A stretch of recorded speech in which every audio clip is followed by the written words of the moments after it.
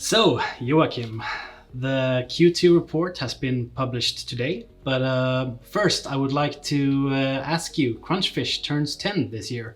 So how do you feel about that?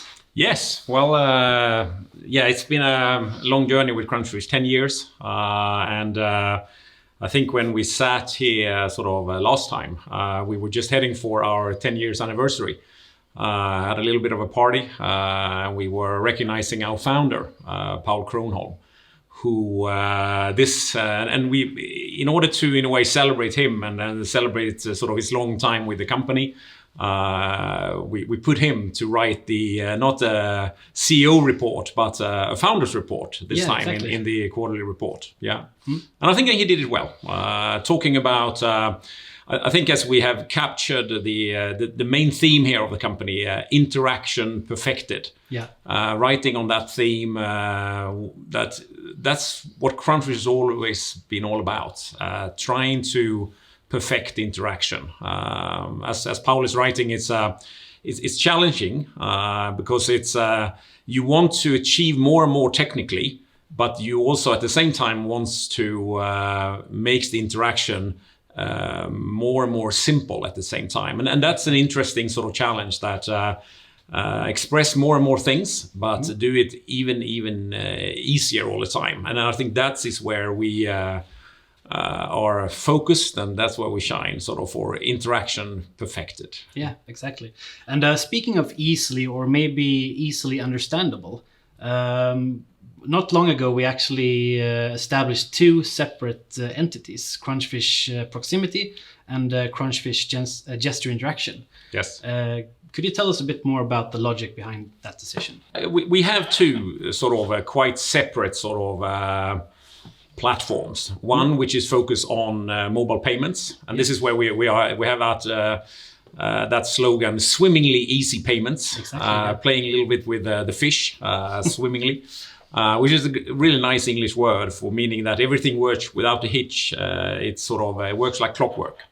But we've also then coined deeply intuitive gestures, and for us, I think it's good to give visibility to our investors, to the market about those two areas, because if you just look at previously we had all our numbers, it was for the whole group, and then we had numbers for the mother company. Yep. It was very hard to distinguish actually what was going on for the two areas. Now it's much more clear as we can report on Gesture Interaction, which is in a separate subsidiary as of 1st of April. Yep. And we've always had Crunchfish Proximity, where the mobile payments is. That's been for a couple of years, but those numbers were never visible really. But we now include it as a service to our investors on the last page in the financial sector. We are showing a little bit what's going on with Gesture Interaction, what's going on with Proximity, and also the partnership we have with Clearon. What's going on in Blipit. So that's what we show. Yeah. And if we start a little bit with Gesture Interaction for this quarter,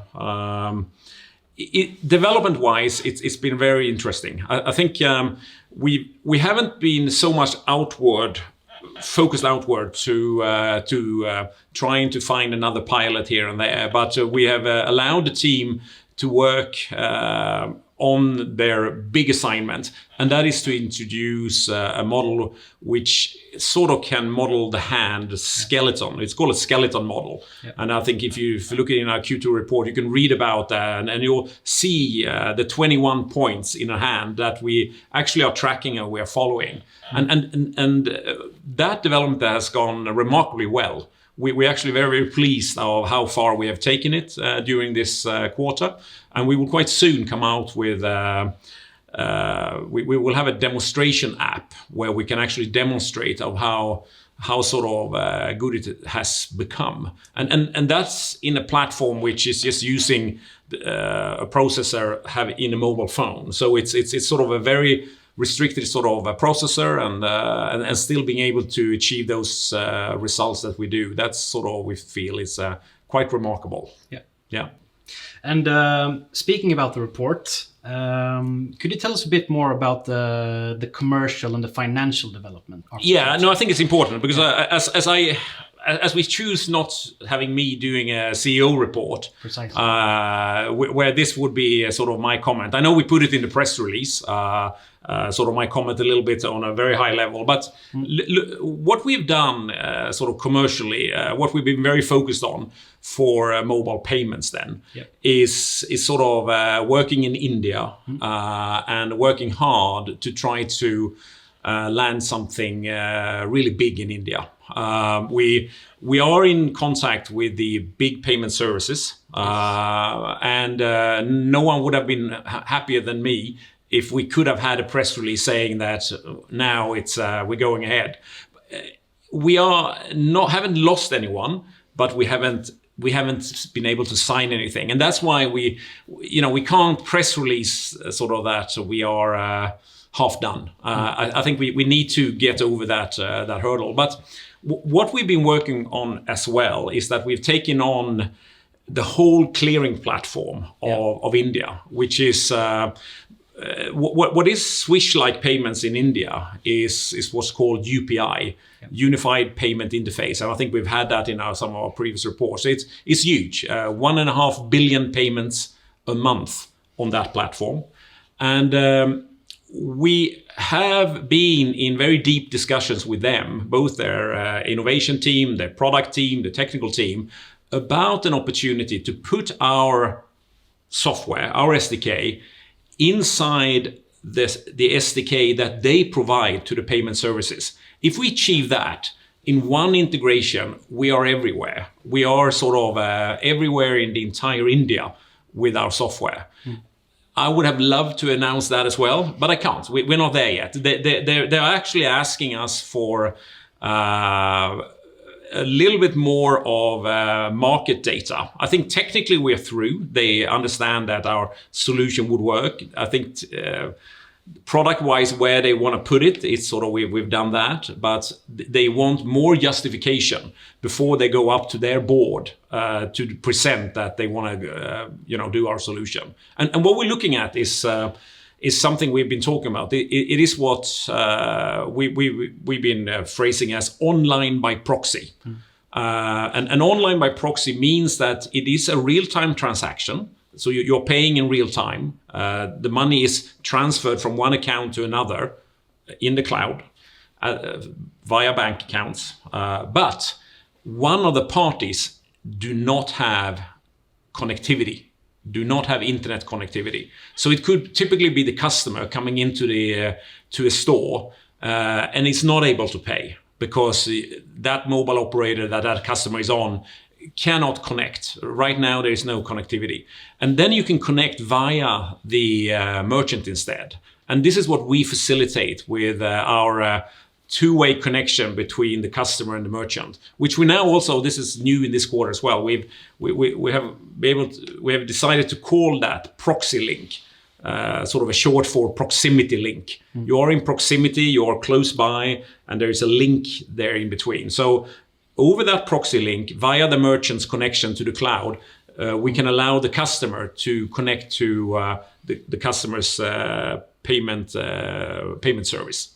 And that is, we believe it's huge. That's what we've heard from many of our payment service providers we are talking to. They think it's a great thing. And MPCI's view has been, can we enable this for the entire ecosystem? So everybody can have it. And we are very happy that we found a way, and we discussed that with MPCI. Yes, that is possible. So that we are past that stage. Now we are into the stage of them pressing the button, want to go ahead. I still think that it's probably more likely we will sign up with one of the big payment services as one entity first before we would get to NPCI. But we are in dialogue with both these big payment services in parallel also with the hub of all the payments, which is NPCI that is the clearinghouse for all the UPI payments. So that's what we've been working with.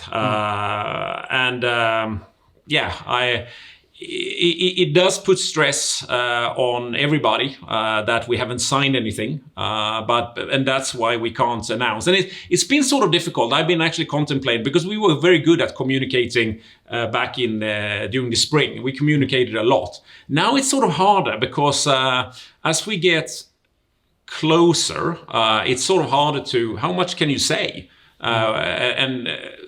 It's just difficult in a way right now in communication wise for us, but we're still working on those big things, and that is, I guess, commercially what has sort of happened in Sweden as well. I think we've been hit a bit in Sweden, because the two cash registers mainly that we had, Tixter, we've done some pilots with them, but they are in the event business. You know, they have Liseberg, they have many hockey arenas, but there hasn't been any events. So that's been hard, but they are fortunately in some restaurants, and we've been doing a few pilots there. And then we have EG as well, EG Retail, and they are in the fashion industry, and that's also an industry which has been hit by the COVID-19 situation. I think overall sales is down to 15-20% in that sector, and they, being a Nordic company, they have been in lockdown much more than we in Sweden has been, because they're following the Nordic rules. So it's sort of been it's been slow. The good thing is that we got the biggest cash register in Sweden, Extender Retail. Precisely. Yeah. So we integrated with them. They have done that now during July. So now going into the fall, we have a chance to go out to some of their major retailers here in Sweden. We should say they have 5 lines. This is sort of one of these lines. So we're not reaching all their customers, but we're reaching some of the big retailers here in Sweden via that integration. And that's something we will pursue here in Sweden. Yeah. And I think you mentioned something very interestingly, that we have actually been working very hard with our product development, and not least our product definition. You mentioned ProxyLink, which is a new word for our investors. You also mentioned online by proxy, and we also have a few more of those new terms. Could you talk a bit more about that? Yeah. Everything is around the ProxyLink. The ProxyLink is that two-way connection between the customer and the merchant. That is the core of everything. If you as a merchant have a PC as your cash register, we are putting in Blipit there as well, simply to have that two-way connection between the customer and the merchant. So Blipit is sort of something we've talked about a lot before, but that is just a hardware connection, hardware bridge, instead of just ProxyLink in software. Then what Crunchfish we noticed in India, what we feel we need to do to offer something in India to the big community of almost 50 million small stores who are typically just taking cash today, that the whole of India wants to digitize. To digitize them is to actually provide them with a mobile phone, or they have a mobile phone, or they have a tablet, which is acts as their payment gateway, really. And here we are offering then online by proxy. The merchant may be online, but the customer isn't. They can pay anyway. And then the other solution is, it's all about being more robust as well, is that what we call the offline wallet. In this case, neither could actually be having connectivity, not the customer nor the merchant. And here it is a solution where we will rely on that you sort of have money on your mobile app, what we call digital cash. You have a certain amount of money that you have transferred there yourself, and then you can use that amount of money. It's like a wallet that you have on your own phone. And then over our ProxyLink, we can transfer money over to the merchant. And then when either of the merchant or the customer gets online, they can transfer these all these transactions. Then they can actually execute them, so it becomes cleared and settled up in the cloud. That's sort of what that solution is sort of happening, the offline wallet. Yeah, and but we cannot build that ourselves because we have an agreement with a Singaporean company called Vkey. Yes, when we came to India with this solution, the offline wallet, we came with a proposition that we have the proxy link, we can do that, and we had a patent for this idea. Yeah. But we sort of said, you sort of have to take care of the security of this solution. And some of them said that, yeah, we may be able to do that, but it was a burden on them to do it.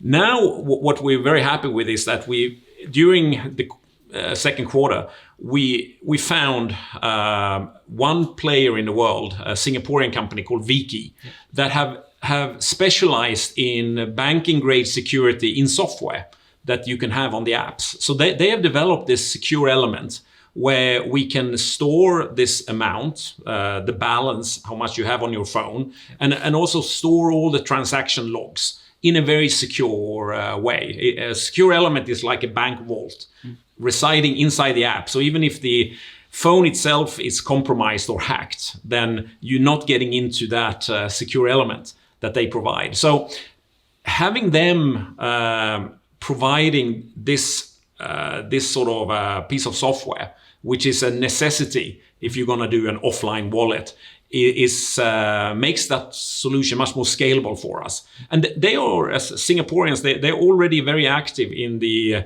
big countries in Southeast Asia, Philippines, Thailand, Indonesia, Malaysia.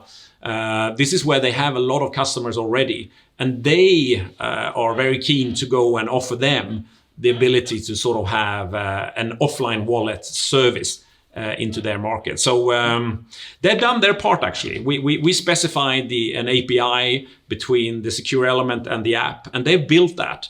And now what we are doing during this sprint, actually, which is where we're focused on, is actually to do the trusted application running within that secure element to be able to, at least technically as a first step, demo that we can keep a balance and also log those transactions for a later sort of execution.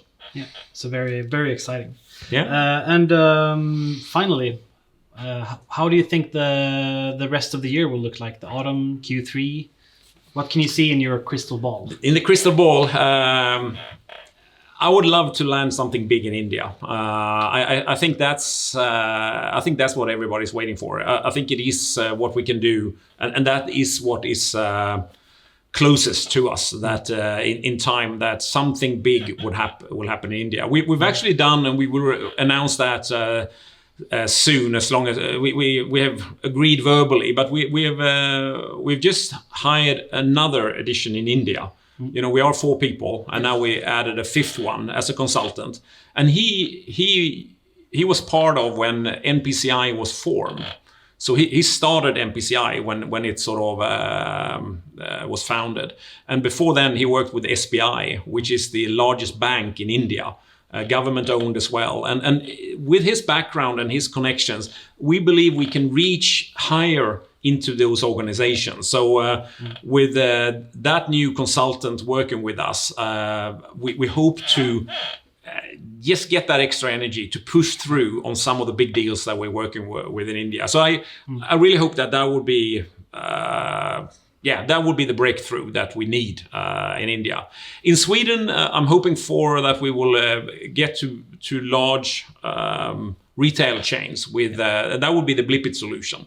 And we are we have dialogues now with national chains, retailers that would like to sort of see a way to handle Swish payments. The customers wants that because everybody now much rather want to pay on their own phone, and we have a neat solution where you just blip your phone and then you authorize the payment on your own phone, and that's it really. So I think that's what I want to see. And then of course offline wallet. I think this is where we are.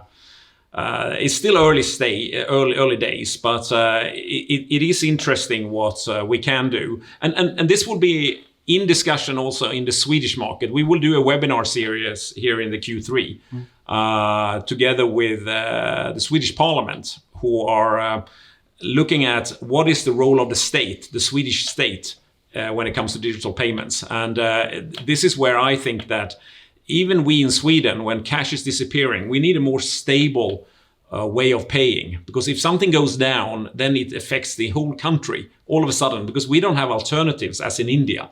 They have many apps, but we just have one when it comes to Swish. Then if that goes down, we're all very much hurt. So I think that the role of the state could be to look at ways to make this more secure, and their e-currency, e-krona project plays into this. So I think this is something we will pursue also here in Sweden. So online by proxy in India, I think is that's my biggest bet. I think, or the one I hope will land first. Then it's some Blippit, and a little bit further out is the offline wallet. That's what I see here happening in the second half of the year. Yeah, that sounds exciting. Well, thank you very much for a fantastic interview, Joachim. Thank you. We will work hard during this Q3. Yeah, we'll continue. Yeah. Thank you. Thank you.